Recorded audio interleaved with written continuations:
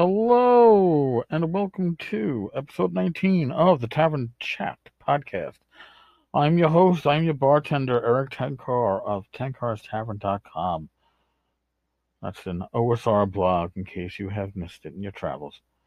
So, today, I'm again looking back into the Dungeon Master's Guide for 1E, and I'm looking at that amazing piece of artwork toward the back and one in the appendix section for Emrakul the Chaotic, where he's pretty much burning random people on the street. But hey, and the next page, and I don't know how I somehow missed this back in my 1E days, probably because the appendix section was huge and had so many charts, but I missed this. And it was Appendix D, Random Generation of Creatures from the Lower Planes. And as Gary says, at times it might be useful to have an unrecognizable creature of evil from the plains of the abyss. Tartarus, Hades, Gehenna, or Hell. It is no great matter to sit down and design a fairly interesting one given an hour or so, but time or desire lacking, the following will enable you to create one or several such monsters in but a few minutes. The format is straight from the AD&D Monster Manual for ease of recording and handling the creatures developed. And then we get the tables. And I must admit, this is a great set of tables too. It doesn't even have to be a big bad, a big bad guy at the end. But you can make up your own demonic or devilish races this way, and it stresses appearance. Head can be any for. There's 8 choices for head. Bat-like, they're weasel-like. Head of dormants, spines, horns, none. I mean, that's another table of 8. Overall visage. I mean, the gibbering, drooling is always a great one. Rotting.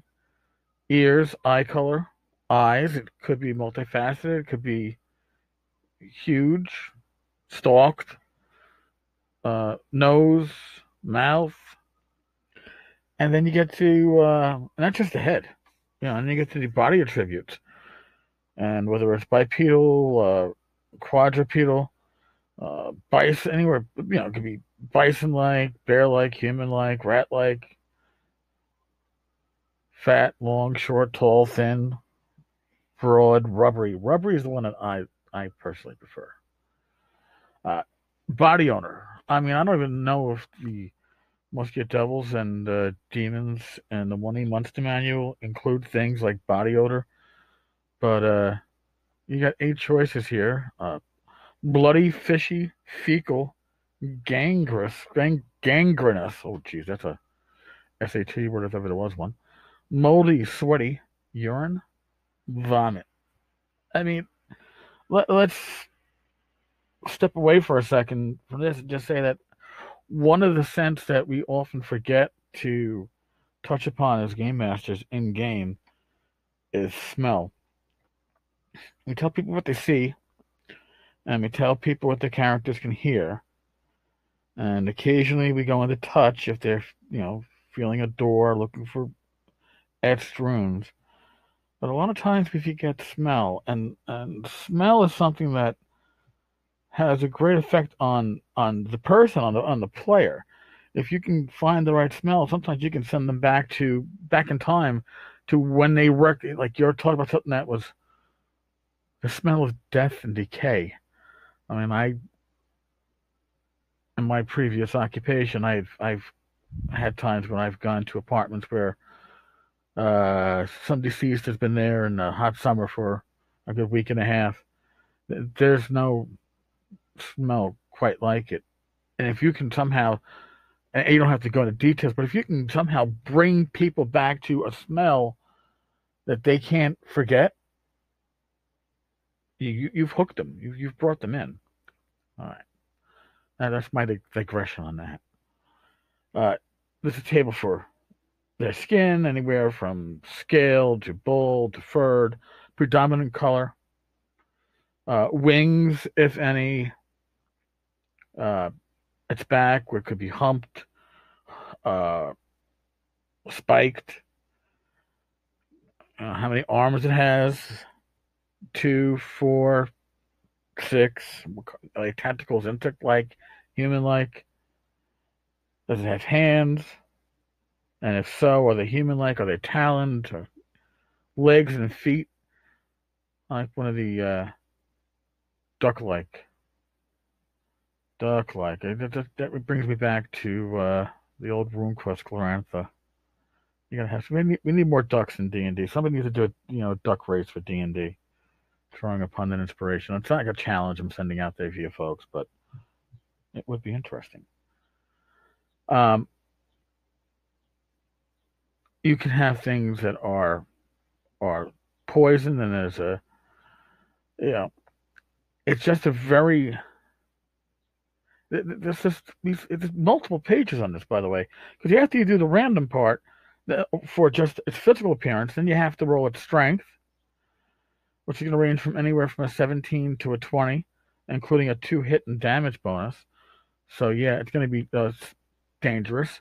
Special defenses, we're giving it 1 to 4 special defenses, and that could be weapon immunity, metal immunity, poison immunity, fire immunity. There's just 10 choices. Special attacks, level drain, summon. It's and of course other abilities. Audio superiority, surprise capability, visual superiority. And they don't go into detail in this stuff. Gary gives you a lot of leeway in this, and even without realizing it, he's giving you the basics to not just generate demons and devils, but your own unique creatures from a mad experiment of some whacked out necromancer or some shit like that.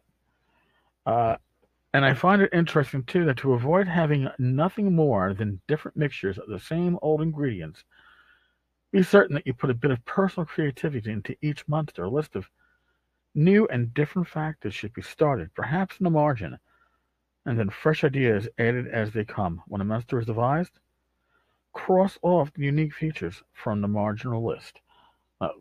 First off, as a kid, I really was.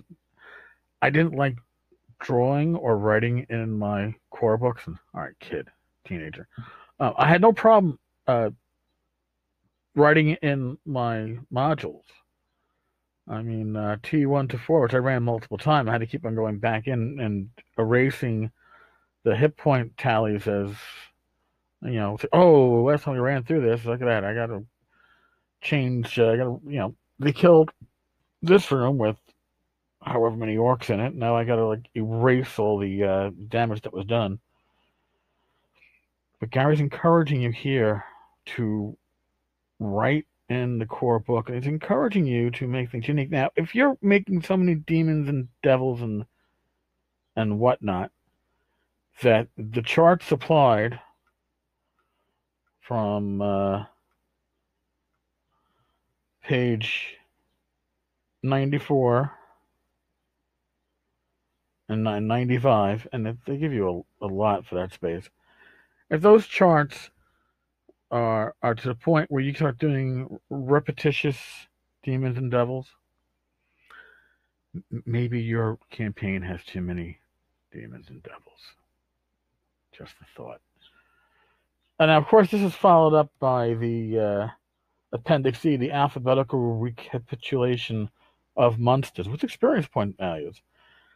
And this is the monsters from the Monster Manual, and they're laid out kind of like a spreadsheet. And as opposed, and you'd have to turn your DMG sideways to read this because the way the charts are. And just gonna throw this out there. When I started running AD&D, I didn't have the Monster Manual. I had the Player's Handbook, the DMG, and a really cool set of dice. So I could certainly put together an adventure, a dungeon, a module, and I could stock it using these pages here, because a lot of the stuff you can look at and go, all right, I have no idea what an Ankhig looks like, But I know what an ape looks like. I know what a badger looks like. Giant beetle, like, yeah, that's fine. But the DMG doesn't explain to you, that's not that I've ever found, that monster hit dice is a D8. I never knew what hit dice, I knew what players' hit dice was, but it didn't convert to the monsters in my mind. So that first summer of me DMing AD&D, my players were burning through the adventures that I put together because things like, I don't know, an ape at 4+1 hit dice, I couldn't understand why they just didn't say 5, because I was reading hit dice as hit points. I somehow thought they were these were the standard default numbers. So if a brown bear had 5+5, it had 10 hit points, not 5d8 plus 5. It had 10. So everything my players were fighting, orcs were going down one shot. I mean, I personally thought that kobolds were more dangerous than orcs, because orcs were running up with 1 hit point, but kobolds were expressly designed to be 1d4. It's like, oh my god, these kobolds must be huge creatures. Look at that. They compared to, yeah, I know, foolish and foolhardy in my youth. Well, folks, thank you for stopping by. I will stop my ramblings at this point. I head out to North Texas in 2 days, so we shall continue these daily discussions from North Texas. So I'm sure they will be influenced by what's going on around me there. So everybody, stay safe, and thank you again. I'm really enjoying this. I hope you are too. Talk to you tomorrow. Be good.